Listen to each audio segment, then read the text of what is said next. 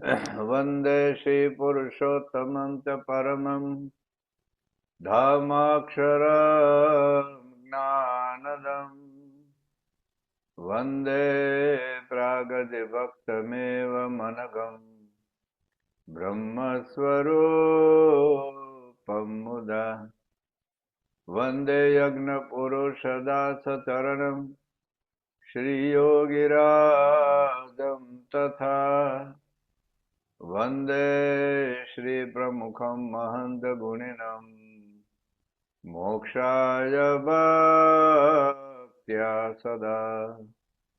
श्री स्वामिनारायण भगवाननी जय, श्री अक्षय पुरुषोत्तम महाराजनी जय, श्री गुणातीतानंद स्वामी महाराजनी जय, श्री भगतजी महाराजनी जय, श्री शास्त्री जी महाराजनी जय, श्री योगी जी महाराजनी जय, श्री प्रमुख स्वामी महाराजनी जय, श्री महंत स्वामी महाराजनी जय, સુરત અક્ષરધામ મહોત્સવની જય। સ્વામિનારાયણ વચનામૃત ગરડા મધ્યનું 13મું તેજનું સ્વામિનારાયણ સંવત 1878 શ્રાવણ વદી અમાવાસ્યાને દિવસ સ્વામી શ્રી સહજાનંદજી મહારાજ શ્રી ગઢડા મધ્યે દાદા ખાચરના દરબારમાં શ્રી વાસુદેવ નારાયણના મંદિરની ઓસરીએ ચાકડા ઉપર વિરાજમાન હતા ને ધોળો ખેત પહેર્યો હતો તથા ધોળી ચાદર ઓઢી હતી ને મસ્તક ઉપર શ્વેત પાક બાંધી હતી ને પોતાના મુખારવિંદની આગળ મુનિ તથા દેશ દેશના હરિભક્તની સભા ભરાઈને બેઠી હતી। પછી શ્રીજી મહારાજે પોતાના બે ભુજ ઊંચા ઉપાડીને સર્વેને છાના રાખ્યા ને પછી પોતાના મુખારવિંદની આગળ સ્તુતિ કરીને બેઠા એવા જે સંત તે પ્રત્યેક શ્રીજી મહારાજે બોલ દેવા દે, હે સંતો, જે મોટેરા મોટેરાઓને વાતમાં સમજતા હો તે આગળ બેસો। ના એક વાત કરું છું તે સર્વ ચિત્ત તેને સાંભળજો। અને આજે મારે વાત કરવી છે તે કઈ દંભે કરીને નથી કરવી તથા માને કરીને નથી કરવી તથા પોતાની મોટો વધારવા સારું નથી કરવી।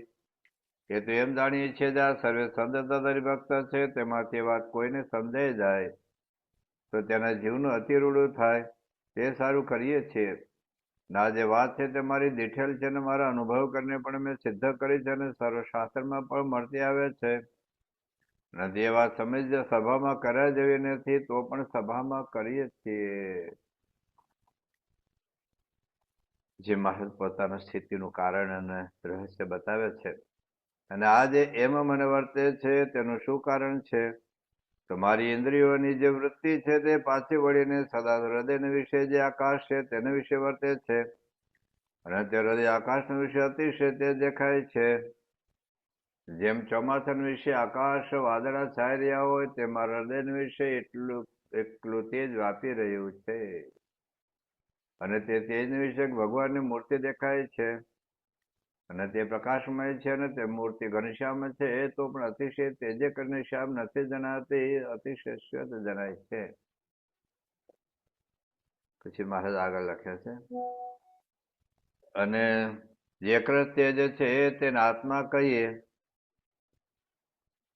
તથા બ્રહ્મ કહીએ ને અક્ષરધામ કહીએ અને પ્રકાશને વિશે જે ભગવાનની મૂર્તિ છે તેને આત્માનું તત્વ કહીએ તથા પરબ્રહ્મ કહીએ તથા પુરુષોત્તમ કહીએ। શ્રીજી મહારાજ પોતાની સ્થિતિનું રહસ્ય અને કારણ બતાવે છે એટલા માટે બતાવે છે કે આપણે પણ એમના જેવી સ્થિતિ પ્રાપ્ત કરીએ। તેમની સ્થિતિ એ છે કે પંચ વિષયમાં ક્યાં આસક્તિ નથી, સારા નશા પંચ વિષયમાં સમત્વ ભાવ છે, જે કઈ અનંત ગુણો છે ગુણોનું કોઈ માન નથી, કોઈ અહંકાર નથી અને કોઈ ભાર નથી। તો આવી સ્થિતિનું નિરૂપણ કરવામાં મહારાજ પોતે આત્મા અને પરમાત્માનો સાક્ષાત્કાર બતાવે છે। એની ઘણી બધી આવશ્યકતાની વાતો આપણે સમજ્યા। છેલ્લે આપણે આત્માના સાક્ષાત્કાર તરફ આપણે જઈ રહ્યા છીએ। તેમાં 3 બાબત છે, એક તો આત્માનું જ્ઞાન, પછી આત્માનો વિચાર અને આત્માનો સાક્ષાત્કાર એટલે કે આત્માની નિષ્ઠા। તો એમાં પહેલા આત્માનું જ્ઞાન એ જરૂરી છે એની વાત આપણે થોડીક સમજાતા। આત્માનું જ્ઞાન એટલે કે હું એકચ્યુઅલી કોણ છું, જે મહારાજે પ્રથમના 20મા વચનામૃતમાં વાત કરી કે આપણે આપણું સ્વરૂપ જોતા નથી, આપણે આપણું સ્વરૂપ જાણતા નથી. અને એટલું જ નહીં, આપણે પોતાના આત્માનું સુખ આપણે અનુભવતા નથી. એ જ આપણું અજ્ઞાન છે, એ જ આપણી મૂર્ખાઈ છે, અને એ જ આપણું ગાનપણ છે. મહારાજ કહ્યું કે એ મૂર્ખમાં અતિશય મૂર્ખ છે, અજ્ઞાનીમાં અતિશય જ્ઞાની છે, ઘેલામાં અતિશય ઘેલો છે, નીચમાં અતિશય નીચ છે. આવી બધી ડિગ્રીઓ મહારાજે આપણને આપી છે. જો આપણે આ માર્ગે ન જઈએ તો સૌ પ્રથમ આત્મજ્ઞાન માટે આપણે એ વસ્તુ જોઈ હતી કે હકીકતમાં આપણે કોણ નથી પેલા સમજવું પડશે. તો એમાં 3 દેહથી આપણે જુદા છીએ. તો સ્થૂળ દેહ એટલે શું, સૂક્ષ્મ દેહ એટલે શું, અને કારણ દેહ એટલે શું, જેનાથી આપણે જુદા છીએ. તો એ આપણે એકચ્યુઅલી એ શું છે આપણે સમજવું જોઈએ. તેની આપણે ઘણી બધી વર્તમાનના આધારે વાત સમજ્યા. ટૂંકમાં સ્થૂળ દેહ 5 તત્વોનો છે, જે આપણને આ દેખાય છે. પછી સૂક્ષ્મ દેહ 19 તત્વોનું છે, જેમાં 5 જ્ઞાનેન્દ્રિય છે, 5 કર્મેન્દ્રિય છે, 4 અંતઃકરણ છે, 5 તન્માત્રા છે. 19 તત્વોનો સૂક્ષ્મ દેહ છે. પણ મહારાજે સાર્વપર્ણ 14માં એ વાત કરી કે સૂક્ષ્મ દેહ વગર સ્થૂળ દેહ કંઈ કરી શકતો નથી, અને સ્થૂળ દેહ વગર સૂક્ષ્મ દેહ પણ કંઈ કરી શકતો નથી. એકબીજા ઓતપ્રોત થયેલા છે. અને ત્રીજી વાત છે કારણ દેહ. કારણ દેહ અજ્ઞાન છે, અવિદ્યા છે, માયા છે, જેની વાત મહારાજે કાર્યના 12મા વચનામૃતમાં, સારંગપુરના 11મા વચનામૃતમાં, પછી મધ્યના 66મા વચનામૃતમાં, વડતાલના 6થા વચનામૃતમાં આ કારણ દેહની અજ્ઞાન રૂપ વાત કરી છે. હવે એ 3 દેહથી આપણે જુદા છીએ એ આપણે સમજી રહ્યા છીએ. એમાં ગઈકાલ આપણે કથામાં ગયા શુક્રવારે આપણે સ્થૂળ દેહ નથી, પણ સ્થૂળ દેહથી આપણે જુદા છીએ. પેલા આપણે સ્થૂળ દેહ નથી આપણે સમજવું પડશે. તો આપણે ગયા વખતે ઘણી બધી વાત કરી કે સ્થૂળ દેહને લીધે જ આપણા બધા પ્રશ્નો છે. મુક્તાનંદ સ્વામી કહ્યું, જ્યાં લગી દેહને હું કરે માનશે, ત્યાં લગે ભોગવેલા સ્વભાવે. આ દેહને જ આપણે પોતા રૂપ માની બેઠા છે, એ જ અજ્ઞાન છે, એ જ મૂર્ખામી છે. મહારાજે પ્રથમના 44મા વચનામૃતમાં પણ આ એક એમાં વાલા ધ્રુવનો પ્રશ્ન હતો કે અહમ મમત્વનો ઘાટ કેમ થાય છે. તો એની વાત મહારાજે પ્રથમના 44માં બહુ સરસ મજાનો દ્રષ્ટાંત આપીને એમાં મહારાજે વાત કરી છે. તો એ આપણે વાંચીએ. પછી વાલા વસોના વિપ્ર વાલા ધ્રુવે પ્રશ્ન પૂછ્યો છે, હે મહારાજ, દેહ અને દેહના સંબંધી વિશે અહમ મમત્વપણાનો ઘાટ થાય છે તે કેમ ટળે? આ દેહ હું છું, અહમ. અને દેહના આ ઘર મારું છે, આ ગાડી મારી છે, આ મોબાઈલ મારો છે, આ પત્ની મારા છે, દીકરો મારો છે, મા બાપ મારા છે, મારા મામા છે, મારા માસા છે, મારું ગામ છે, મારો દેશ છે, મારી જ્ઞાતિ છે. તો દેહના અનુસંધાનમાં જ મમત્વ ભાવ રહે. તો પેલા તો દેહ છે. હવે મારે શું જવાબ આપે છે? એ તો જીવને વિપરીત ભાવના થઈ છે. જે પોતાના દેહથી પૃથક જે આ જીવાત્મા તે રૂપ નથી માનતો અને દેહ રૂપ માને છે, બસ દેહને પોતા રૂપ વિપરીત ભાવના. એ બહુ નુકસાન થાય છે. ડોક્ટર પોતે ન હોય અને પોતાને ડોક્ટર માની લે અને ઓપરેશન કરવા માંડે તો શું થાય? એન્જિનિયર પોતે હોય ને, પોતે ધારો કે વકીલ હોય અને 100 માળની બિલ્ડિંગ બાંધવાની ડિઝાઇન કરે તો શું થાય? જે પોતે નથી, દાખલા તરીકે હું પાયલોટ નથી, હું મારી જાતને પાયલોટ માની લઉં અને પછી પ્લેન ચલાવવા બેસી જાઉં તો શું થાય?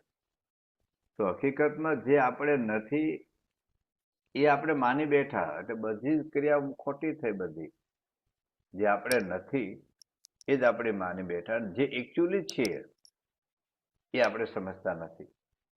કે આપણે એન્જિનિયર હોઈએ તો આપણે ડોક્ટર થવાનો અભિનય નહીં કરવો જોઈએ. આપણે ડોક્ટર હોઈએ તો વકીલ થવાનો અભિનય નહીં કરવો જોઈએ. પણ જે ક્ષેત્રમાં આપણો કોઈ પ્રવેશ જ ન હોય, તો આ મહારાજ કહે છે કે વિપરીત ભાવના થઈ ગઈ છે. જે આપણે નથી પોતાની જાતને માની બેઠા. પછી મહારાજ એવું કહે છે, તો જેમ કોઈ પુરુષ હોય તેને દરજીને ઘેર જઈને ડગલો સીવાડીને પહેર્યો ત્યારે તેમ માને જે દરજી તે મારો બાપ છે ને દર્જન તો મારી માં છે, એમ જે માને તે મૂર્ખ કહેવાય. તો આપણે ત્યાં કે મેં આ જબ્બો પહેર્યો, તો જબ્બો બનાવનાર દરજી કે મારા મા બાપ થોડા કહેવાય. એમાં દેહ પણ એક ડગલો છે. ગીતામાં લખ્યું છે કે વાસાંજ જીર્ણાની યથા વ્યાય નવા નિગૃણા દે નરો પરાણી. વાસણ દે જીર્ણાની, જૂના કપડા તૂટી જતા આપણે નાખી દઈએ, નવા કપડા પહેરીએ. એમ આ એક કપડું છે. તો કપડા એ પોતે માની લે કે હું જીન્સ પેન્ટ છું, હું લઘુ છું, હું ધોતિયો છું, હું જભો છું, હું ટી શર્ટ છું, આ કંપનીમાં હું બનેલો છું, થોડાક દિવસ પછી હું ફાટી જવાનો છું. તો એ તો કેટલું મોટું અજ્ઞાન છે મહારાજ કે, જે આપણે નથી પોતે માની બેઠા. હકીકતમાં આપણે કપડું નથી પણ કપડાના પહેરનારા છીએ આપણે ભૂલી ગયા. આપણે ગાડી નથી, ગાડીના ચલાવનારા છીએ આપણે ભૂલી ગયા. અંદર ડ્રાઈવર બેઠો છે. આપણે મકાન નથી પણ મકાનના માલિક છીએ આપણે ભૂલી ગયા. આપણે મકાન જ પોતે માની બેઠા, આપણે દેહને જ પોતા જ માની બેઠા. તો એ મહારાજ કહે છે કે અજ્ઞાન છે, ઊંધું જ્ઞાન થઈ ગયું છે, વિપરીત ભાવના થઈ છે. એમ આ જીવના દેહ રૂપ જે ડગલો ને ક્યારેક તો બ્રાહ્મણ ને બ્રાહ્મણી થકી ઉત્પન્ન થાય છે, અને ક્યારેક તો નીચે જાતિમાંથી ઉત્પન્ન થાય છે, તથા 84 લાખ જાતિ થકી દેહ ઉત્પન્ન થાય છે. તે દેહ વિશે પોતાપણું માને અને તે દેહના મા બાપને પોતાના મા બાપ માને તે મૂર્ખ કહેવાય. ભલે ડોક્ટર હોય, એન્જિનિયર હોય, સાયન્ટિસ્ટ હોય, આખી દુનિયાનું શાસન કરતા હોય, વડાપ્રધાન હોય, રાષ્ટ્રપતિ હોય, ગમે તે હો, મહારાજ કે મૂર્ખ કહે છે. પોતે જે નથી પોતાને માની બેઠા. આજે પટાવાળો પોતાને પ્રાઇમ મિનિસ્ટર માની બેઠો તો મૂર્ખ જ કહેવાય ને. ભલે પ્રાઇમ મિનિસ્ટર ઓફિસમાં રહેતો હોય પણ પોતાને વડાપ્રધાન માની લે, પોતે રાષ્ટ્રપતિ માની લે, તો કેવા ખોટું આખું રિઝલ્ટ આવે. તો મહારાજ કહે છે આની પહેલા 84 લાખ જાતના દેહના છે. ગયા જન્મ કૂતરો આપણે હોઈએ ને, એ કૂતરાના મા બાપના આપણે પાસે આ દેહના તો મા બાપ નો જ માનીએ ને. એવા તો 84 લાખ જાતના દેહ છે ને 84 લાખ જાતના પતિ પત્ની, દીકરા દીકરી, ભાઈ ભાણિયા, ભત્રીજા. તો ક્યાં પોતાનું રૂપ માનવા બેસીએ છીએ આપણે? ગયા જન્મના મમ્મી કે ગયા જન્મ પપ્પા કે ગયા જન્મ હાળો કે ગયા જન્મ બેન, કૂતરો કે ગધરો થઈને આપણા ઘરમાં આવે, આપણે એમ કહીએ કે આવું મમ્મી, આવું પપ્પા, આવો મામા, લો આઈસ્ક્રીમ ખાવ કહીએ આપણે? તો એ આપણને એ અજ્ઞાને કરીને આપણે ભૂલી જ ગયા છે. એમ કદાચ હોય પણ ખરા. અકર્મ સિદ્ધાંત પુનર્જન્મના પુસ્તકમાં આવી ઘણી બધી ઘટનાઓ લખી છે કે જે આ મારા પત્ની હતા, મારો દીકરો હતો, મારી દીકરી હતી, તો ખાલી 4-5 વર્ષનો છોકરો હોય, એની પત્ની ક્યાંથી હોય, અને કેટલા પ્રયોગો દ્વારા બધું સિદ્ધ કરેલું છે. તો વાત સાચી છે. તો મારે શું કહે છે, તે મૂર્ખ જાણે પશુ જેવો જાણો. એટલે મૂર્ખ પશુ જેવો. પશુને ક્યાં ખબર છે મારી બેન છે? અરે ગધેડોને ખબર છે મારી બેન છે, મારી દીકરી છે, મારી માં છે, મારી સાથે વ્યવહાર કરાય કે ન થાય? પશુ કઈ ખબર નથી. એ મહારાજ આપણને ઢોર જેવા કહી દે. હવે બહુ મોટા સાયન્ટિસ્ટ હોય, કોમ્પ્યુટરની શોધ કરવી, વિમાનની શોધ કરવી, મોબાઈલની શોધ કરવી, ઇન્સ્ટાગ્રામ બનાવ્યું હોય, ફેસબુક બનાવ્યું હોય, આખી દુનિયાનું શાસન કરતા હોય તોય પણ, કારણ કે બધું ક્યાં સુધીનો મામલો છે, આંખ મીચેલો કાર્યક્રમ પૂરો તમારો બધો. તો શ્રીજી મહારાજ કહે છે અને 84 લાખ જાતના જે પોતાની મા બોન દીકરીઓ અને સ્ત્રીઓ છે તે પતિવ્રતાને ધર્મ એકે પાડતે નથી. માટે જે એવા સગપણને સાચું માને છે તેને અહમ મમત્વના ઘાટ કેમ ટળશે? અને આવી રીતની સમજણ વિના જન્મભૂમિની જે દેશવાસના તે ટળવી ઘણી કઠણ છે. અને જ્યાં સુધી દેહને પોતાનું રૂપ માનાવે છે, જો જોરદાર છે મહારાજ શું કહે છે, અને જ્યાં સુધી દેહને પોતાનું રૂપ માને છે ત્યાં સુધી એની સર્વે સમજણ વૃદ્ધ થશે. બધું જ જ્ઞાન નકામું છે, કારણ કે પાયો જ ખોટો છે. ભેંસ ગાયના પોદરા પર તમે 100 માળનું મકાન બનાવો તો કેવી રીતે ટકે? ગાય ભેંસના બધા પોદરા, છાશ, છાણ બધું ભેગું કરો ને એના ઉપર તમે 100 માળનું મકાન બાંધો. પાયો જ ખોટો છે, પાયામાં જ ખામી છે. આપણે કલકત્તામાં મંદિર આખું હેઠું ઉતારવું પડેલું. 2 મહિના પછી બાપા પ્રતિષ્ઠા માટે જવાના હતા. વસંત પંચમી પ્રતિષ્ઠા નક્કી થયેલી અને એમાં મંદિર નમ્યું એટલે પથ્થરમાં મળી તિરાડ પડવા. પછી સ્વામી પાસે વાત કરી. સ્વામી કે શું થયું? એટલે પછી વાત એવી આવી કે ભાઈ આપણે ગુજરાતના એન્જિનિયરે સ્ટ્રક્ચરલ ડિઝાઇન કરેલું. ગુજરાતની જમીન કઠણ છે, ત્યાં કલકત્તામાં તો 15-16 ફૂટે પાણી આવે. હવે એ ફાઉન્ડેશન ત્યાં એ રીતનું કર્યું તો પાણીને લીધે જે બાજુ આખું મંદિર આવે એ બાજુ વજન વધારે હોય, જે પ્લેટફોર્મ કરતા, એટલે એ બાજુ આખું નમ્યું. તો એમ કે કઈ વાંધો ને, હવે આખું મંદિર હેઠું ઉતારો અને ફરી વખત ફાઉન્ડેશન કરો, પાયલિંગ કર્યું, પછી મંદિર ઊભું કર્યું. એટલે પાયો નબળો હતો. આ તો સારું થયું મંદિર આપણે બાપાની ઈચ્છાથી બધું બદલી કાઢ્યું, ફાઉન્ડેશન પાકું કર્યું. તો એ પોદળા ઉપર અને છાણ ઉપર તમે હો મારું મકર બનાવો, ક્યાંથી ટકે? મહારાજ કે આ દેહને પોતાનું રૂપ માની પછી જે કઈ ભક્તિ કરીએ, તપ કરીએ, ધ્યાન કરીએ, યોગ સાધીએ, આર્થિક સેવા કરીએ, દેહ કરી સેવા કરીએ, એ બધું જ પછી અર્થ નથી રહેતો. બીજી બધી સમજણ વૃથા. અને જ્યાં સુધી દેહને પોતાનું રૂપ માને છે ત્યાં સુધી એની સર્વે સમજણ વૃથા છે. અને જ્યાં સુધી વર્ણ, બસ હું બ્રાહ્મણ, હું પટેલ, હું વાણિયો, હું અત્યારના જેટલા કઈ ભારતના પ્રોબ્લેમ છે ને જ્ઞાતિવાદને લીધે, જ્ઞાતિ પ્રથાને લીધે કેટલા પ્રોબ્લેમ છે બધા, રાજકીય રીતે, સામાજિક રીતે, બધું જ. તો જ્યાં સુધી વર્ણનું આશ્રમનું, કોઈ ત્યાગી કે હું ત્યાગી, ગ્રસ્ત એટલે નકામા, બૈરા છોકરા ગુલામ, આ બધે બાબાઓ ત્યાગીઓને એવું જ લાગે કે અમે બસ. પણ મહારાજે આખી મર્યાદા તોડી નાખી. બાકી ત્યાગી ગ્રસ્ત કોઈ મેળ નથી. મહારાજે તો મુક્તાનંદ સ્વામી બ્રહ્માનંદ સ્વામીને કહ્યું કે તમે ગુણ બધી વાળા છો, ખરેખર સત્સંગી તો પરોતભાઈ ગોરધનભાઈ છે. અને આપણી હિન્દુ પરંપરામાં પણ તમે તો સુખદેવજી, એના ગુરુ જનક રાજા કહેવાના છે. તો જનક રાજા તો રાણીઓ હશે, સંતાનો હશે, સોનાના થાળમાં જમતા હશે, આટલો મોટો રાજ વૈભવ, આટલો મોટો રાજમહેલ. અને સુખદેવજી એ જનક રાજાને ગુરુ માન્યા. અને સુખદેવજીને એના પિતા વ્યાજે કહેલું કે જા, એનો વાંધો નથી પડતો, જનક જવાને ગુરુ કરજે. હવે આ તો કેટલી ગજબની વાત કહેવાય. એટલે અને મહંત મહારાજે તો પાર જ પાડી દીધું સત્સંગ દિશા ગ્રંથમાં કે આમાં આ વર્ણન, આ જાતિને કઈ અધ્યાત્માને લેવા દેવા જ નથી. રાવણ બ્રાહ્મણ હતો તો રહી ગયો, શબરીબાઈ આદિવાસી ભીલબાઈ હતા, આગળ વધી ગયા. કેટલા ઋષિ મુનિઓ કૃષ્ણને કૃષ્ણમય કરતા રહી ગયા. અને ગોપીઓની જ્ઞાતિની દ્રષ્ટિએ જુઓ તો કઈ સામાન્ય કહેવાય ને, પણ છતાંય ગોપીઓ આગળ વધી ગઈ. મહારાજના વખતમાં બધા આ સગરામ ને બધા તેજા ભગત ને કેવા બધા સામાન્ય જ્ઞાતિને, જેને અત્યારે તો અડે પણ નહીં, સ્પર્શ પણ ન કરે એવું બધું અસ્પૃશ્યતાનો પ્રોબ્લેમ હતો આપણે હિન્દુ સમાજમાં. પણ સ્વામિનારાયણ ભગવાન બધાને સ્વીકાર્યા. ને એટલું નહીં, બ્રાહ્મણ કરતા પણ એને ઊંચી આધ્યાત્મિક સ્થિતિ કરી દીધી. એટલે અમે આ જ્ઞાતિના, અત્યારે આદિવાસી વિસ્તારમાં ખરું છું બધે, આદિવાસી ભક્તો ભાઈ ભાઈને આપણે જોઈએ, એ લોકોના પ્રસંગો આપણે સાંભળીએ, કેટલી ઉત્કૃષ્ટ પ્રકારની સ્થિતિ, કેટલી ઉત્કૃષ્ટ પ્રકારની સમજણ હોય. અને આધ્યાત્મિક ઊંચા પર ખાલી તિલકચારનો ખાલી પૂજા પાઠ એવું નહીં, પણ એવી એક અદ્ભુત સમજણ કેળવી હોય. તો મહારાજ કહે છે કે આમાં આશ્રમ કે વર્ણ, મારે અમે ઊંચા વર્ણના છીએ અથવા અમે ત્યાગી છીએ, એનો કોઈ અર્થ નથી. ત્યાં સુધી એને મહારાજ વિશે સાધુ પણ જ આવતો નથી. એટલે મહારાજે તો સાધુની વ્યાખ્યા જ કાઢી નાખી બધી. એટલે ટૂંકમાં શ્રીજી મહારાજ અહીં કહે છે કે પેલાથી એટલું માનો કે હું સ્થૂળ દેહ નથી.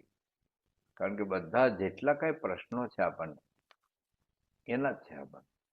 આજે મને હાર પહેરવા ન મળ્યો, મને હાર ન પહેરાયો, હાર તો આ ઢોકળા પહેરાયો, બોલો કેટલા પ્રોબ્લેમ થાય. મંદિરમાં આવતા બંધ થઈ જાય, સેવા કરતા બંધ થઈ જાય, કેટલું ખોટું લાગી જાય. હવે આ જે છે, હવે આના આ પંચભૂતનું તત્વ, એને હાર પહેરાયો કે ન પહેરાયો, શું લેવા દેવા? આનું નામ કોઈ બોલ્યા કે ન બોલ્યા, શું લેવા દેવા? નામ તો આ દેહનું છે ને, આત્માને તો કોઈ નામ છે જ નહીં ભાઈ. આત્માને કોઈ નામ નથી. આ દેહની જ્ઞાતિ જાતિનો. અને સાધુ હોય તો ગોપાલ સ્વામી કઈ કથા વાર્તા કરતા કરતા કે કડવા પાટીદારની કઈક વાત કરી હશે, તો એમાં એક સાધુ બેઠેલા કે કડવા તમારો શું બાપ માર્યો, આવું બોલ્યા. એટલે ગોપાલ સ્વામી કે મને ખબર નહીં કે 40 વર્ષે હજુ તું કડવો જ રહ્યો છે, 40 વર્ષે તું સાધુ છે, હજુ તું કડવો જ રહ્યો છે, મને ખબર નહોતી, નથી ન બોલે છે. એટલે કોઈ નહીં હતો અત્યારે સમાજમાં, કોઈ જ્ઞાતિનું કંઈક બોલે ને બસ અમારી જ્ઞાતિનું અપમાન કર્યું, આખો સમાજ ખળબળે. અને પછી બધાને ચડાવે, અમારી જ્ઞાતિનું અપમાન કર્યું. તમારી જ્ઞાતિનું શું અપમાન કર્યું? તમે તમારી જ્ઞાતિનું અપમાન કરો છો ભાઈ સાહેબ. તમારી જ્ઞાતિમાં કુરિવાજો ચાલે છે, તમારી જ્ઞાતિમાં દીકરાઓ બરબાદ થઈ ગયા છે, દારૂ પીએ છે, બીડી પીએ છે, ગુટખા ખાય છે, માંસાહાર કરે છે, છૂટાછેડા લે છે, એકાબીજાને મારી નાખે છે, એમાં જ્ઞાતિનું અપમાન નથી. અમારે ત્યાં સુરતની અંદર જ્ઞાતિનું નામ પાછા પ્રશ્ન થાય, પણ હવે પટેલની દીકરી એક કંઈક PSI થયેલી, એટલે બધા સમાજે ભેગા થઈને એનું સન્માન કર્યું. એટલે એમાં એ દીકરીને કીધું કે બેટા તું બોલ, કારણ કે પટેલની દીકરીઓ પોલીસમાં બહુ ઓછી જાય અને એમાં દીકરીઓ તો બહુ જ ઓછી જાય. એટલે એને સાહસ કર્યું, એટલે એને બહુ બધા સમાજવાળા બધા વખાણ કર્યા, પ્રશંસા કરી. અને પછી દીકરીને કીધું બેટા તું બોલે. તો એને કહ્યું કે અમારે જે વિસ્તારમાં અમારે જે લોકો દારૂડિયાને પકડવાનો ટાર્ગેટ હોય કે એટલા તો પકડવા જાય, તો 15 પકડીને એમાં 10 તો આપણા લેવા પટેલા છોકરાઓ હોય. આવું એને કીધું કે 15 માંથી 10 તો આપણા લેવા પટેલના છોકરાઓ હોય છે દારૂ પીનાર.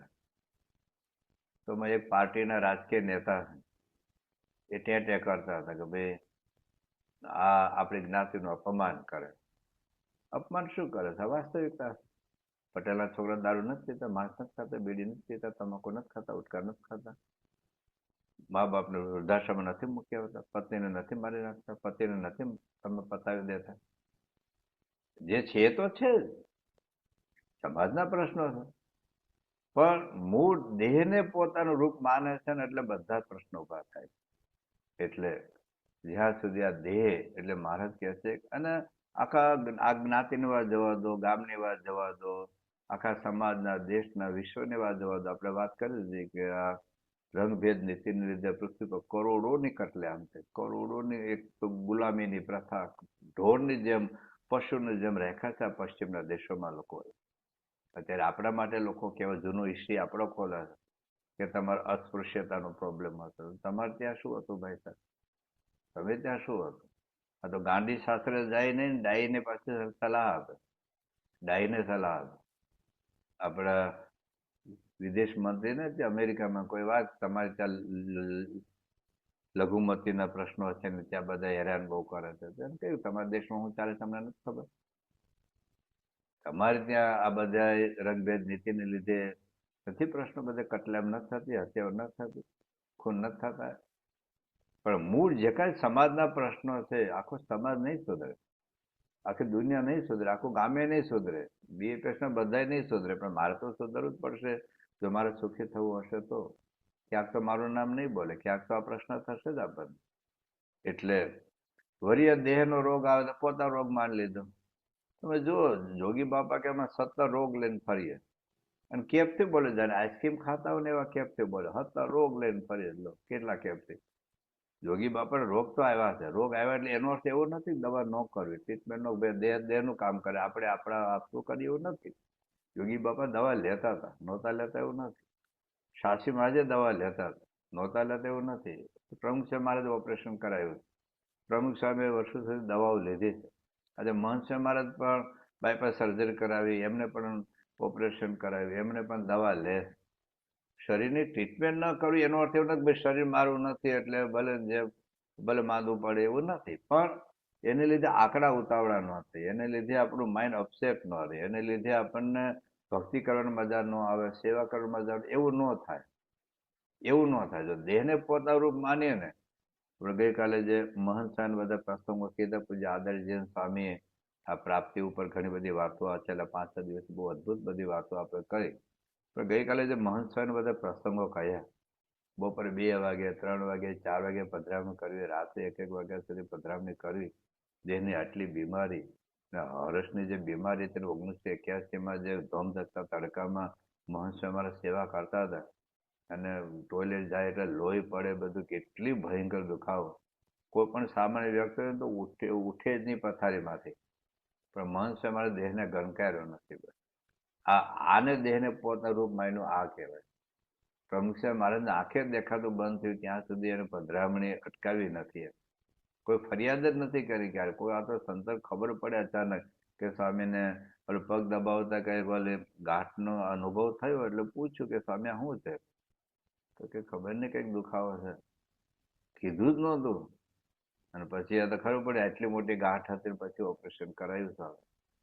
તો આ દેહનો ભાવ હોય ને, તો જે રીતે યોગી બાપા, જે રીતે શાસ્ત્રીજી મહારાજ, જે રીતે પ્રમુખ સાહેબ આજે પધરામણી કરી છે, સેવા કરી છે, રાત્રે આખી રાત પધરામણી કરે એટલે કેવું કહેવાય. બપોરે મહંત સાહેબ તો 3-3:30 વાગે જાગી જાય, રાતે 12-1 વાગે હોતા હોય, અને છતાં દિવસની ઊંઘ જ જતી રહે. આપણે જોયું હતું 3 વાગે, 3:30 વાગે, 4 વાગે, 4:30 વાગે પધરામણી થાય અને બિલકુલ અકળાય નહીં, મનમાં કોઈ વિક્ષેપ ન થાય. બધા સંતો ના પાડે, સમજાવે તો મહંત સ્વામી મહારાજ એવું બોલ્યા કે ભાઈ એને સમજાવવામાં ટાઈમ બગાડવું એના કરતા આપણે પધરામણી કરી આવીએ. કેવા કેવા આપણે બધી વિડીયો જોઈને કેવી કેવી જગ્યાએ ગયા છો. આ દેહનો ભાવ ન હોય ને તો જ થાય. એટલે મહારાજ આપણને કહે છે કે દેહને પોતાનું રૂપ માનવું નહીં, તો દેહનો રોગ આવશે, ના આવે એવું છે નહીં ભાઈ. પણ એનાથી લીધે આપણે ડિસ્ટર્બ ન થઈ શકીએ. દેહનું અપમાન થશે જ. દેહને આગળ બેસાડો, પાછળ બેસાડો. મહંત સ્વામી મહારાજ કહે છે ને, પહેલી લાઈનમાં બેઠા હોય અને ત્રીજી ચોથી લાઈનમાં બેસાડે ને અને ચોથી વાળાને આગળ બેહાડે ને તો મહંત સ્વામી કે વિશ્વયુદ્ધ થાય. કેટલો પ્રશ્ન થઈ જાય. એટલે થોડુંક આપણું આમ થાય કે ભાઈ મારું સ્ટેટસ જતું રહ્યું, મારું માન જતું રહ્યું.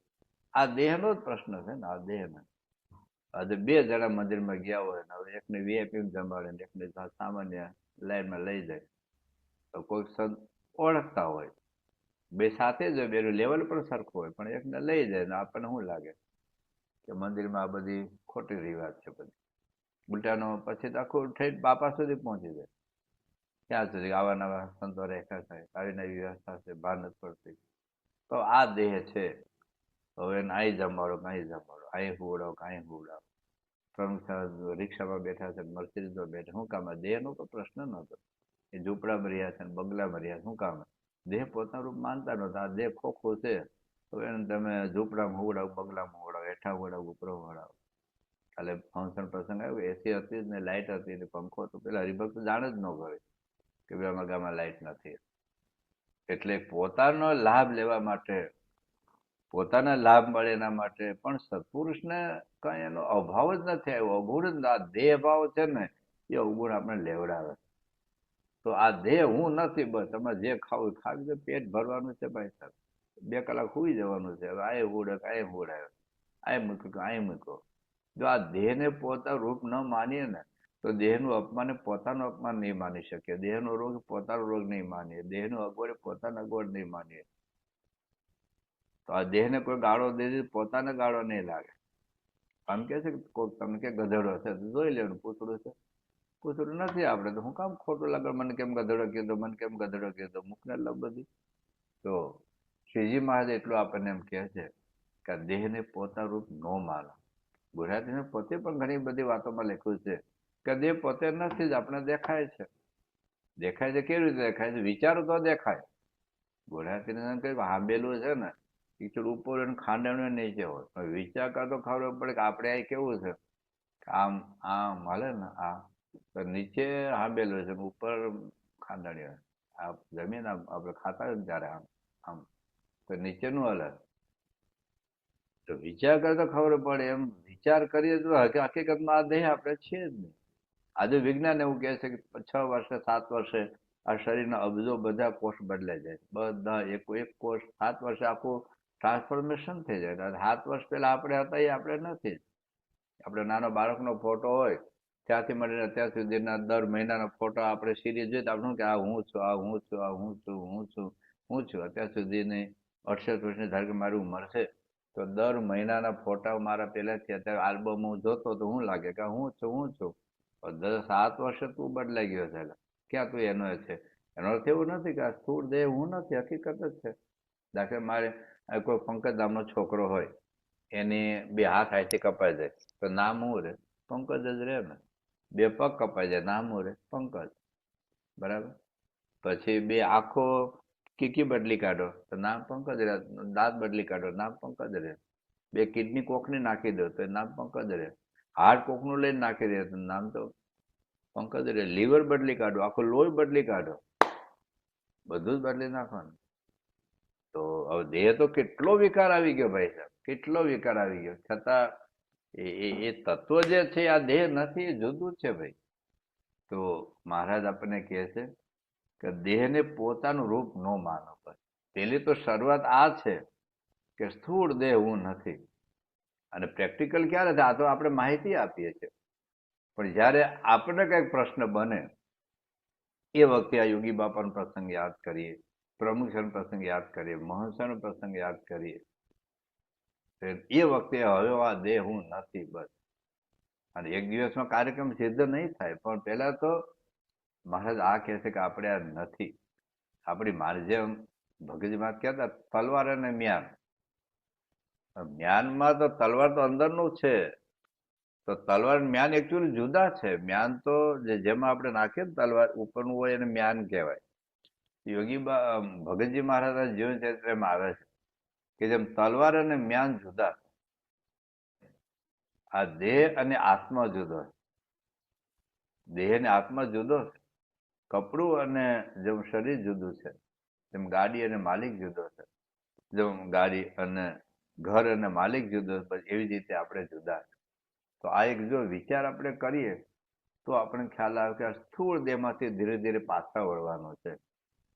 જ્યારે જ્યારે પ્રશ્ન થયા ત્યારે નાખવું પડે કે આ હું નથી, આ હું નથી. ભલે જ્યાં સુધી મને દેહ હું નથી એવું નહીં મને ત્યાં સુધી આપણને થોડો પ્રશ્નો રહે, દુઃખ લાગે, ટ્રીટમેન્ટ કરવી, ખોટું લાગે, થોડું પાછા વળવું, પણ દરેક વખતે આ ઉપાય આપણે કરવો પડશે.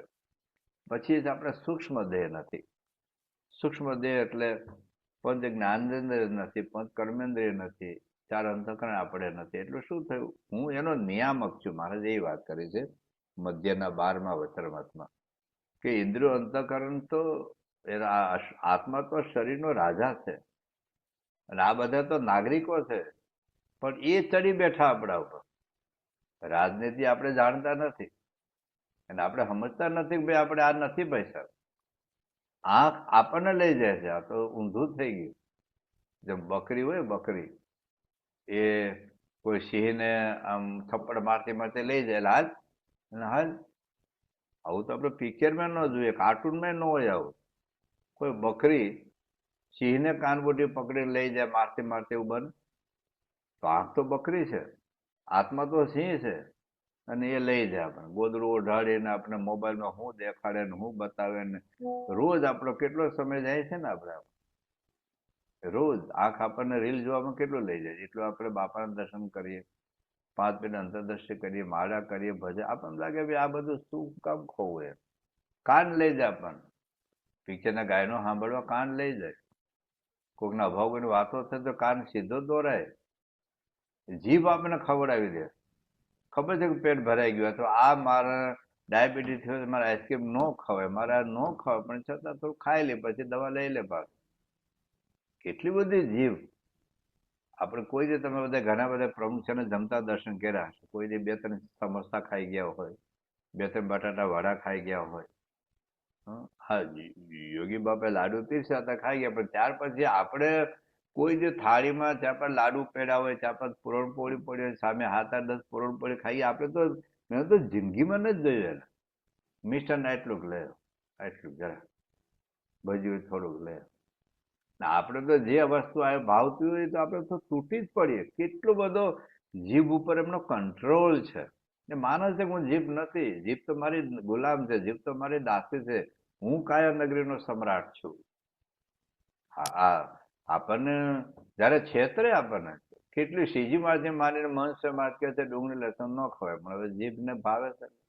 અથવા તો વેવાઈને ખોટું ન લાગે, જમાઈને ખોટું ન લાગે, સસરાને ખોટું ના લાગે, કોકને ખોટું ન લાગે એનો વિચાર કરીએ, પણ મહારાજને ખોટું ન લાગે એનો વિચાર પણ નથી થતો. કારણ જીભ આપણને લઈ જાય છે. ખરેખર નુકસાનકારક જ વસ્તુ છે, નુકસાનકારક જ છે. ત્યારે જે સોફ્ટ ડ્રિંક છે ને 100% નુકસાનકારક. તળેલી બહારની વસ્તુ 100% નુકસાનકારક. અમારા ભારતમાં જે રહે છે ને તો કહું, કોઈ પણ હોટેલનું તળેલું ન ખાવ ભાઈ સાહેબ. એકનું એક તળેલી વસ્તુ બીજી વાર એ ઝેર બની જાય છે, બીજી વાર એનું તેલ ઉકાળે. તમે કોઈ પણ હોટેલમાં રોજ તેલ બદલે, અને આખો દિવસ એકનું તેલ કેટલું ઠરે ને કેટલી વાર ઉકળે, અને એમાં પામોલીન તેલ વપરાય છે. જેટલા વેફરના પડીકા મને પરદેશની ખબર નથી, ભારતમાં પામોલીન તેલ જ છે. પેલે 60 વર્ષ પહેલા એટક નહોતો આવતો, 14-15 વર્ષે એટક આવે. તો જેટલા સાંભળે છે અને જેટલા કોઈ એના મામા માસી કાકા બધાને કો ભાઈ સાહેબ, અમારા જમાનામાં આપણા જમાનું કોઈ વેફરનું પડીકું દેખાતું જ નહોતું. અત્યારે નાના બાળકો બધા આવતા 20 વર્ષ પછી ભારતમાં એટલા બધા હાર્ટ એટેક આવશે ને તો મા બાપને રોતા નહીં આવડે, રોતા નહીં આવડે. ભલે આપણે દેહથી જુદા આત્મા છીએ, પણ આ દેહ એ સાધન છે ભક્તિનું. દેહ છે મોક્ષનું સાધન છે. દેહ હાચવાનો તો છે જ ને. હાથે કરીને આપણે બીડી પીએ પછી બાપા મારી રક્ષા ન કરી, કેન્સર થયું. બાપા નંદકોરી બ્રહ્માના કરતા હતા, મને કેમ કેન્સર થયું? તે બીડી પીધી, તમાકુ ખાધા, ગુટકા ખાધા, પેલા ખાધા હશે. ચાલો, સત્સંગમાં આવ્યા પેલા ખાતા હતા, એનું રિઝલ્ટ તો ગમે ત્યારે આવવાનું. તો અત્યારે ભારતની અંદર જે ભારતમાં રહે છે બધા સમજો ભાઈ સાહેબ, કે આ બધું જ બંધ કર્યા. ખાસ કરીને બાળકોના દુશ્મન મા બાપ ન બનો. બાળકોને સમજાવો. આ જેટલી વેફર નમકીન માત્ર છે બધું પામોલીન તેલમાં બને છે. સેવ હોય, ચેવડો હોય, પછી ગાંઠિયા હોય, ફાફડા ગાંઠિયા હોય. હું તો કહું છું આપણા મંદિરના પ્રેમવતીમાં પણ જેટલું નમકીન મળે છે ને એ બધું જ પામોલીન તેલમાં તળાય છે. કારણ કે લોકો માને છે કે મગફળી તેલમાં 4-5 દિવસમાં ખોરું થઈ જાય કે પ્રેમવતીમાં ઘણી વખત 10-15 દિવસનું હોય, એટલે 10-15 દિવસ જો નમકીન સારું રાખવું હોય તો પામોલીમાં તળવું પડે એવું લોકો માને છે. આપણે પ્રેમથી ખરેખર ઘેરે બનાવી દો ને ભાઈ સાહેબ, ઘેરે બનાવી દો, ઘેરે ખાઈ ને આપણે કોણ ના ભાવે. પણ બજારમાંથી ફાફડા લઈ આવીને, બજારમાંથી ગાંઠિયા લઈ આવીને, બજારમાંથી ભજીયા લઈ આવીને, બજારમાંથી તે બટાટાવાળા લાવીએ. ઘેરે નથી બનાવતા આવડતું, પણ અત્યારે ઘેરે બનાવવું નથી. બેઠા બેઠા રીલ જોવી, બેઠા બેઠા પી ગયો છે, ત્યાં આજુબાજુમાં હોટેલો છે. હવે તો ઓનલાઈન આવી જાય તરત. ઓર્ડર કરો એટલે આઈસ્ક્રીમ આવી જાય, ઓર્ડર કરો એટલે પીઝા આવી જાય, ઓર્ડર એટલે ભજી આવી જાય, બટાટાવાળા આવી જાય, કચોરી આવી જાય, પૂરી આવી જાય. પણ કયા તેલમાં તળે છે સમજો ને થોડું. બહુ ભયંકર છે. ડુપ્લિકેટ ઘી, કરોડો કરોડો રૂપિયાનું ડુપ્લિકેટ ઘી, જેમાં 1% ઘી નથી, 1% ઘી નથી. છતાં આપણે હોટલમાં ઘી ચોપડી રોટલી ખાઈએ છીએ, કયું ઘી વાપરે આપણે શું ખબર. ઘણા ગાયની ચરબી આવે છે, લોકો નાખે છે. હમણાં તિરુપતિ બાલાજીના લાડુમાં એ બધું નીકળ્યું, કારણ કે કંપની પેલી હતી તો ક્રિશ્ચિયન કંપની હતી ને આ બધું નાખતા હતા. એટલે પણ જીભડી એવી છે ને, એ હરામખોર જીભડી છે. આટલી જીભડી છે, એટલી. અમારે કેટલા હવે જ્ઞાતિની વાત જોવા દો, પણ હું કહું હાલો પટેલના છોકરા દારૂ નથી પીતા, તમાકુ નથી ખાતા, ગુટકા નથી ખાતા, માવો મસાલા નથી ખાતા, આપણે ઈંડા આમલેટ ચિકન નથી ખાતા. હવે પરદેશમાં કેટલા આપણા હિન્દુ લોકો ઓકેઝનલી પીવું છે, ઓકેઝનલી ખાવું છે, તો એટલે ઝેર પી લે ઘરના છૂટે તારા તેલ. એક જીભડી માટે આજે કરોડો જીવની કટલેઆમ થાય. એક માનવ ધર્મની વાત જોવા તો ચાલો, ક્રિશ્ચિયાનિટી, મુસલમાન કે હિન્દુ ધર્મની વાત દો, ધર્મને બાજુ મૂકી દો. એક માનવતા છે કે આપણા દીકરા દીકરીને કાપીને ખાય તો આપણને ગમે, આપણા મા બાપને કાપીને ખાય તો આપણને ગમે, આપણા બેન ભાઈને કોઈ મારી નાખીને ભજીયા બનાવીને ખાય તો આપણને ગમે. તો પશુને મા બેન દીકરા દીકરી નથી, એટલે પક્ષીને મા બેન દીકરા દીકરી નથી. આટલી જીભડીના સ્વાદમાં. પણ જીભડી આપણી ગુલામ, જીભડી એક તો ગુલામ છે ને, રાજા થઈને બેસી ગઈ છે ઉપર. એક જીભડી માટે આખી પૃથ્વી ઉપર કેટલા કરોડો કરોડો કરોડો પશુઓને કટલે આપે. લોકો એમ કે તમે વનસ્પતિમાં જીવ છે, એમ તો તારા બાપમાં જીવ છે. વનસ્પતિમાં જીવ, આજે ટમેટું કાપવું અને કુકડું કાપવું હરખું છે? ટમેટામાં જીવ નથી, ટમેટાના છોડમાં જીવ છે. ટમેટાના છોડમાં જીવ છે, ટમેટામાં જીવ નથી. તમે આજે બટેટામાં જીવ નથી, બટેટાના જીવ છતાં થાય કે બટેટું કાપવું અને બકરું કાપવું સરખું છે.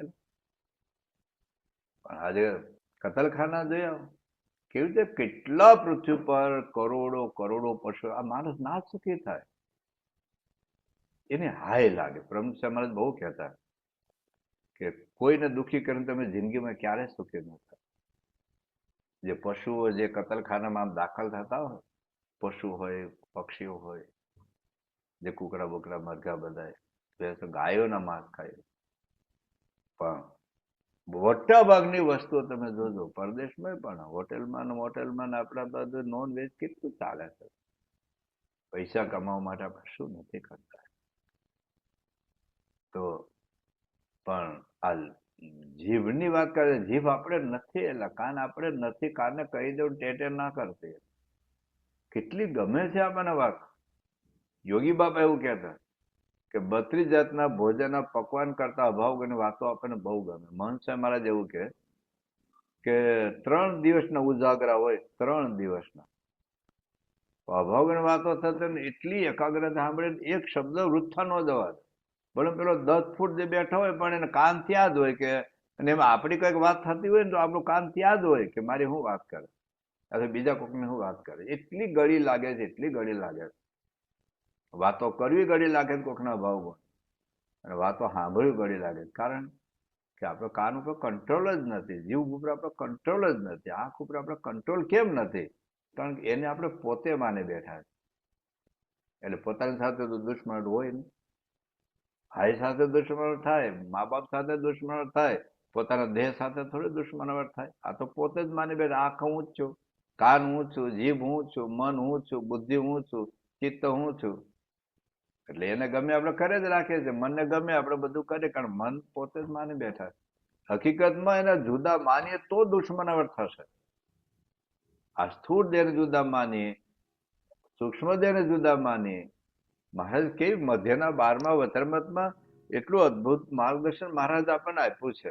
મધ્યના 12મા વચનામૃતમાં કેવી સરસ વાત કરી છે. જો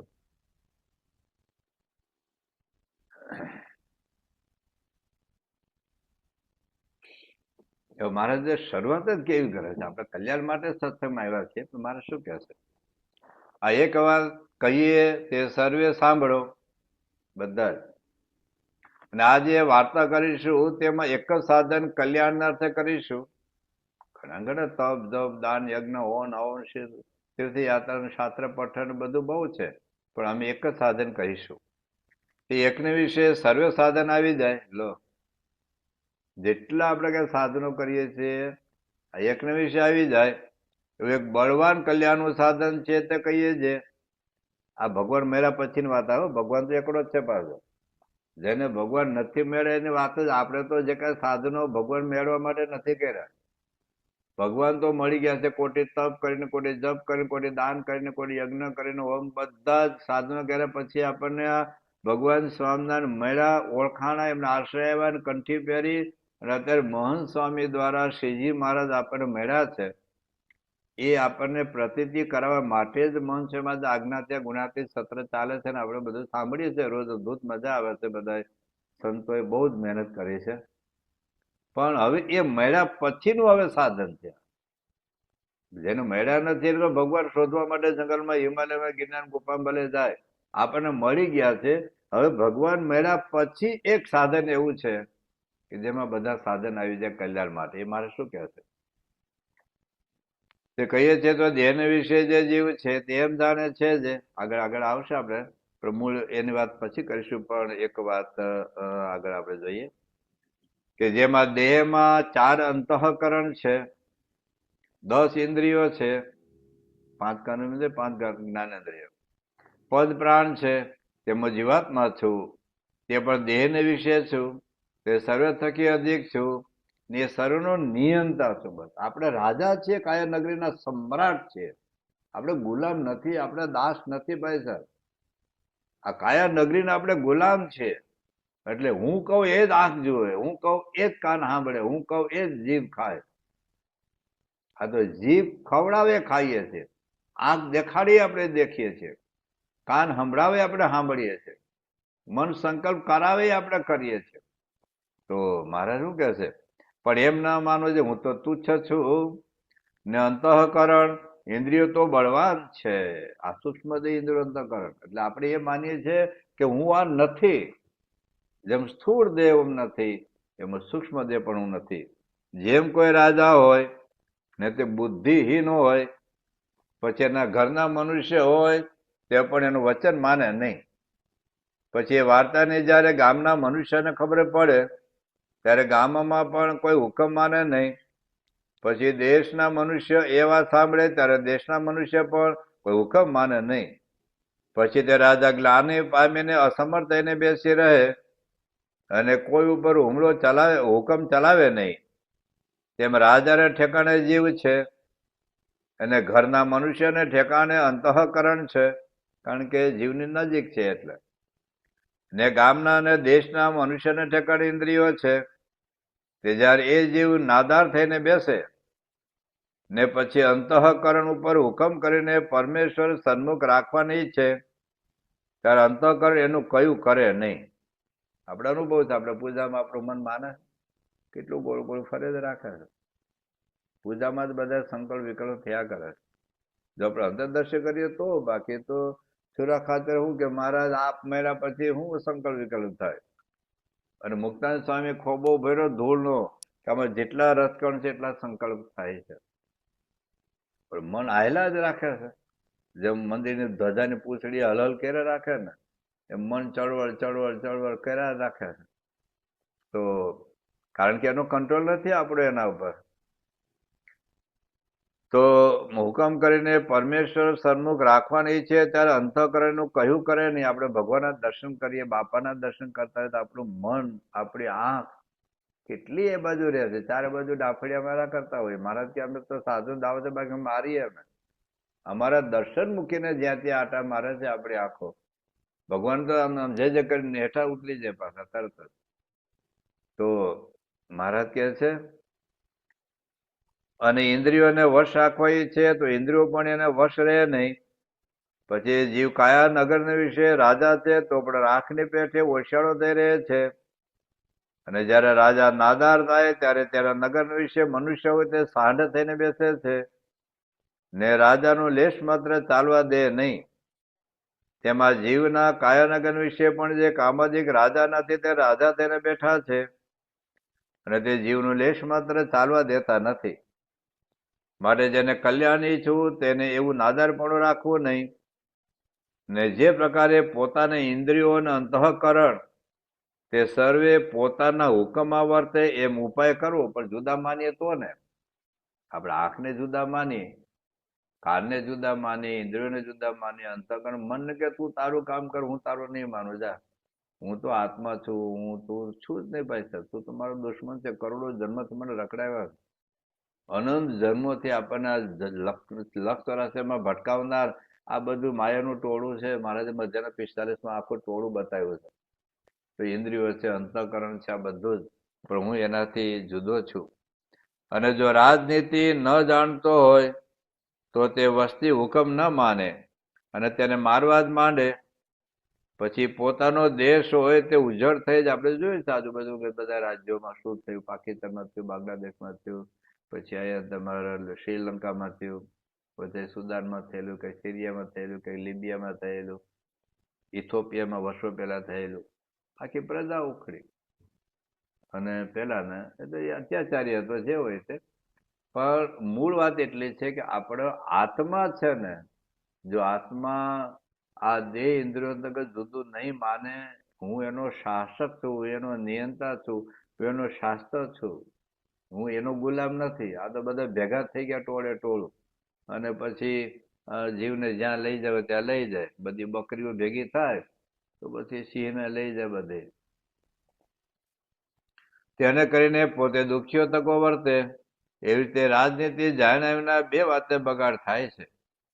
તેમ જીવ પર જો રાજનીતિને જાણ્યા વિના કાયાનગરમાં હુકમ કરવા જાય તો એનાથી સુખ થાય નહીં. એટલે રાજનીતિ આ છે કે હું દેહ નથી, હું સૂક્ષ્મ દેહ નથી, હું એનાથી જુદો છું.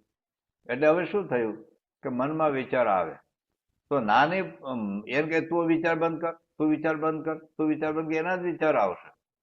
એના કરતા હું તારાથી જુદો છું, તારે જે કરવું કર, હું તારાથી જુદો છું, તું એ હું નથી, હું જુદો છું તારાથી. તો એ રીતે વિચાર કરીએ ને તો પાછા વળે. મહારાજે પ્રથમના 16મા વચનામૃતમાં આ જ વાત કરી કે સંકલ્પને પોતાના માનવા જ નહીં. પ્રથમનું 16મું વચનામૃત છે, સાનુપુરનું 9મું વચનામૃત છે, 95નું 3જું વચનામૃત છે. આ બધા જ વચનામૃતમાં અંતઃકરણના સંકલ્પથી આપણે જુદા છીએ. પ્રથમનું 32મું વચનામૃત તો મહારાજે બહુ અદભુત વાત કરી છે કે આ બધું જુદું તંત્ર છે. મનના સંકલ્પ એ મારા સંકલ્પ નથી, એના વિચારો એ મારા વિચારો નથી, ચિત્તનું ચિંતન એ મારું ચિંતન નથી. હું તો એનાથી તદ્દન જુદો છું, એ મારું કાર્યક્રમ છે જ નહીં ભાઈ. તો આવી રીતે જો સૂક્ષ્મ દેહથી પોતાનું જુદું રૂપ આપણે સમજીએ. મહારાજ પ્રથમના 32મા વચનામૃતમાં મેં વાત કરી ને એ આપણને ઉપાય બતાવે છે. આપણે કે મને આના વિચાર આવે છે, આના વિચાર આવે છે, એ આવ્યા જ કરશે, એનો સ્વભાવ છે. પણ આપણે એનાથી જુદા પડવાનું. શું કે છે જો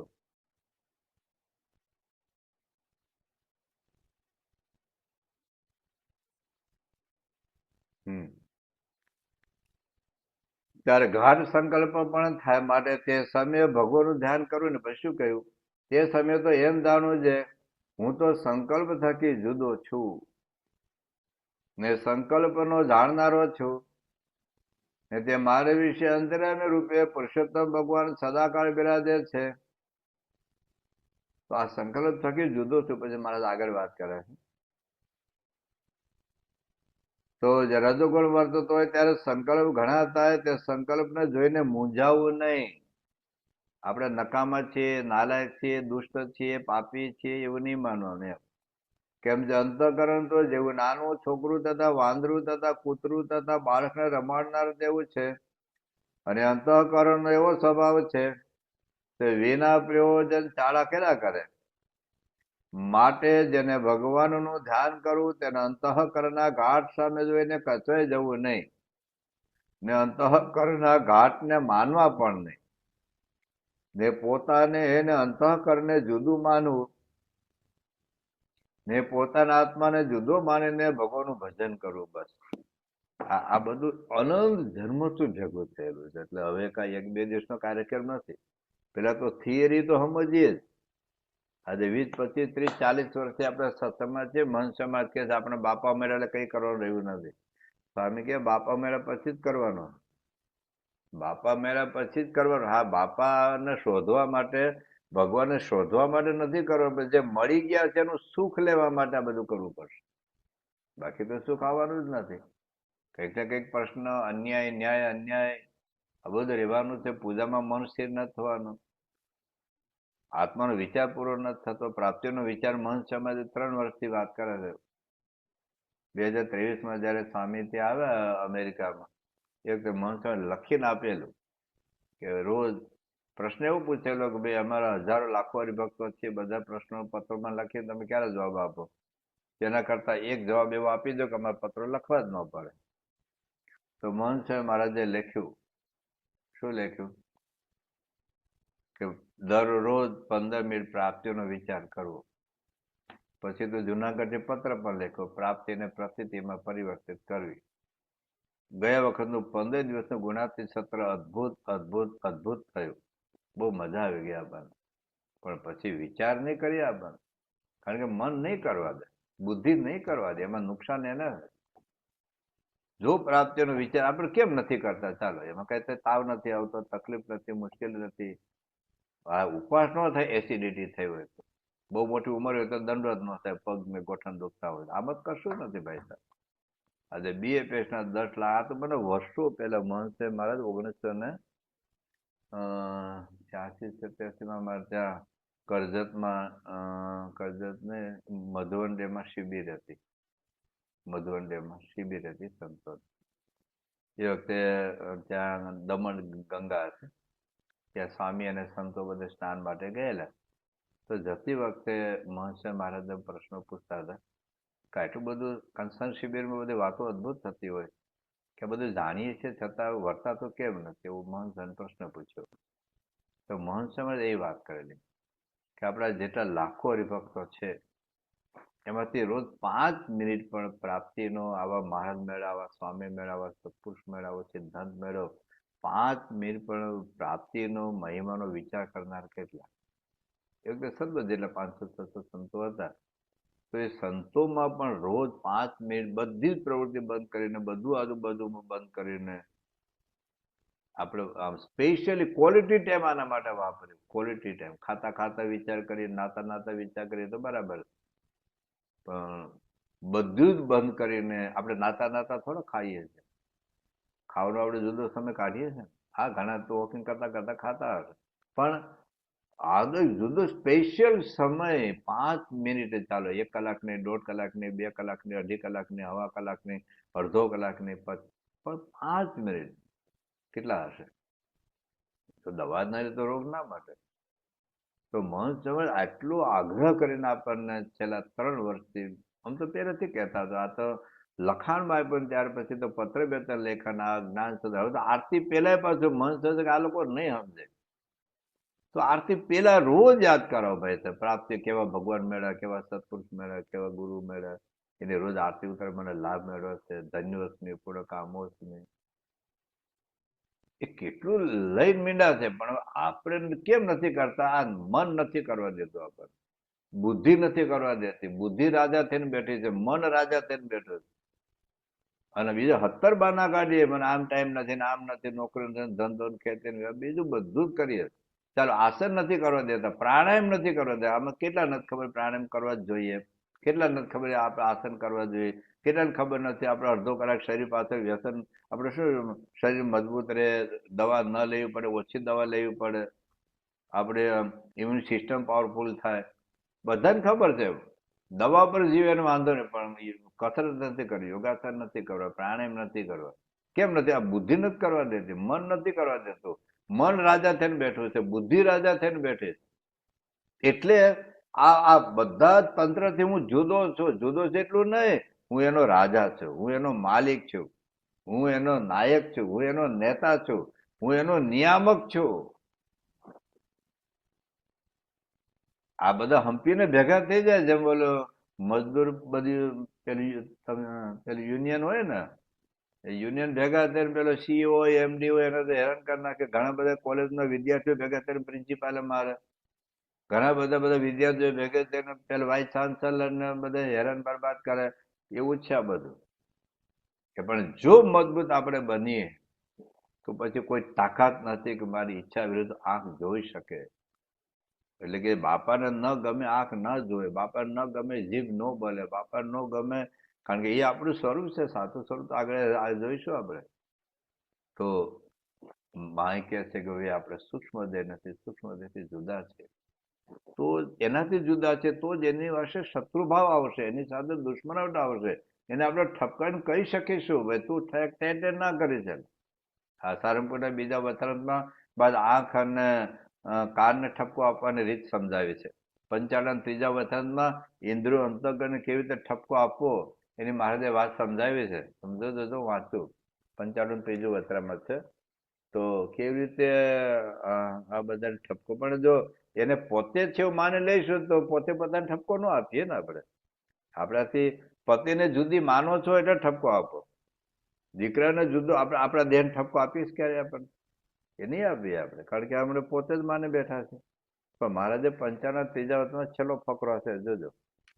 એમાં શ્રીજી મહારાજ કે છે, સાંભળજો.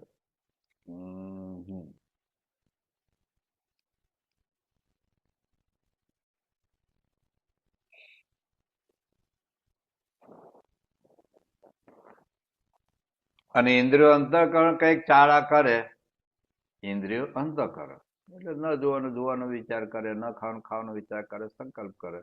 કારણ કે દુકાનમાંથી થોડું કઈ જીભ લેવાની છે, મન થોડું દુકાનમાં. એ તો આપણને ધક્કો મારે દેહ ને, હાલ હાલ હાલ હાલ. હા, એ દેહ ને અંદરમાં ઈચ્છા થાય છે, મન સંકલ્પ કરે છે, મન ઓર્ડર કરે છે, પછી હાલ એ લઈ જાય આપણને, બીડી લઈ જાય છે સભામાંથી ઉઠાડીને આપણને બહાર. તો ઇન્દ્રિયો અંતઃકરણ કઈક ચાળા કરે તો એને એમ કેવું છે, કેમ તારે તે ભગવાન રૂપ જવું છે કે બીજાનું પણ જોવું છે? મારે તો રીલ જોવી છે 1.5 મિનિટ એમ. ને કેવળ ભગવાનનો શબ્દ સાંભળવો છે તથા ગંધ લેવો છે કે બીજાનો પણ શબ્દ સાંભળવો છે અને ગંધ લેવો છે?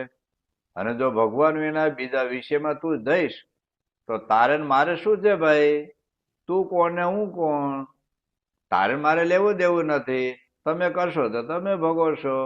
એમ ઇન્દ્રિય અંતઃકરણ કહીને પછી ભગવાનને પ્રાર્થના કરવી કે હે મહારાજ, હે સ્વામી, હે ભક્ત વત્સલ, હે દયાનિધિ, આ ઇન્દ્રિય અંતઃકરણનો વાંક છે ને હું તો એનાથી નોખો છું ને એ તો મારા શત્રુ છે, મારે એ થકી મારી રક્ષા કરજો.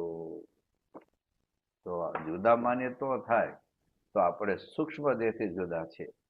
પછી કારણ દેહથી જુદા એટલે શું? જેમ સ્થૂળ દેવું નથી એ તો આપણે દેખાય, સૂક્ષ્મ દેહ આપણે અનુભવાય છે મનના સંકલ્પ, પણ કારણ દેહ તો અનુભવાતું જ નથી. કારણ દેહ એ સૂક્ષ્મ દેહ થકી અભિવ્યક્ત થાય. તો કારણ દેહ અનાદિ અજ્ઞાન છે, અનાદિ અવિદ્યા છે. એ કારણ દેહ સાથે આ સ્વભાવ ચોંટાયેલા છે. આ વાસના છે ને પંચ વિષયની, કામ, ક્રોધ, લોભ, ઈર્ષા, અહંકાર, રાગ, દ્વેષ, અહમ, મમત્વ, આ બધું કારણ દેહ સાથે ચોંટાયેલું. વાસના, આસક્તિ બધી એ બધી એક થઈ ગઈ. જેમ તાવ છે ને એ સ્થૂળ દેહને ચામડીયારે ચોંટેલો, ગુમડું અહીં ચામડીને થાય, ધાધર ચામડીને થાય, આ ખીલ ચામડીને થાય છે. એ આપણા સ્થૂળ દેહ સાથે આ બધા રોગ છે.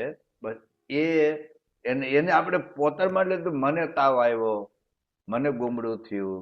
આત્માને ગુમડું થતું જ નથી, પણ દેહ પોતરો. એવી જ રીતે કારણ દેહ સાથે કામાદિક ચોટેલા છે. આપણે હું માનીએ, હું કામી છું, હું ક્રોધી છું, હું લોભી છું, હું લંપટ છું. મારાથી અજ્ઞાની છે, મૂર્ખામી છે. મધ્યના 12માં કીધું, મને તાવ આવે છે મૂર્ખામી છે, મારા દેહને તાવ આવ્યો. આ પ્રેક્ટિકલ આપણે નથી બોલતા, પણ મૂળ વાત અહીં છે અધ્યાત્મની દ્રષ્ટિએ કે હું કામ તો મારાથી જુદો છે. એ કારણ દેહ સાથે હું તો આત્મા છું. આત્મામાં કામ નથી, ક્રોધ નથી, લોભ નથી, મોહ નથી, મદ નથી, મત્સર નથી, આશા નથી, ઈર્ષા નથી, અસૂયા નથી. શુદ્ધ છે આત્મા. પણ એક થઈ ગયા છે. એટલે હવે જયારે ભેગો થવા આવે ને, કે લાકડી મારે ને, બે શેવાળ ભેગો થાય લાકડી મારે તો બે જુદા થઈ જાય. એવી રીતે હું કારણ દેહ પણ નથી. હું જ્ઞાન તો મારું સ્વરૂપ છે. જ્ઞાન તો મારા આત્માનો ગુણ છે. આનંદ તો મારા આત્માનો ગુણ છે. અજ્ઞાન હું છું. અજ્ઞાન તો બધું દેહ સાથે થોડું સૂક્ષ્મ કારણ સાથે વળગેલું છે. એનાથી હું જુદો છું. જ્ઞાન તો મારો સ્વભાવ છે. જ્ઞાન તો મારો ગુણ છે. આનંદ મારો સ્વભાવ છે. આનંદ મારો ગુણ છે. તો આ ત્રણ દેહ હું નથી. હું સ્થૂળ દેહ નથી, હું સૂક્ષ્મ દેહ નથી, હું કારણ દેહ નથી. પણ હવે હું કોણ છું? હું સ્થૂળ દેહ નથી તો કોણ છું? હું સૂક્ષ્મ દેહ પણ નથી, હું કારણ દેહ પણ નથી. તો હવે હું આત્મા છું. હું આત્મા છું. એ જાણવાની જે શ્રીજી મારથી માનીને આજે મહર્ષિ મહારાજ સુધી જે વાતો, બહુ બધા અદભુત પ્રસંગો છે. આપણે આવતા સેશનમાં જોઈશું. મહારાજ એક વાત કરી, એક વાત કહું માનો તે આપણે આત્મા નહીં દેહ.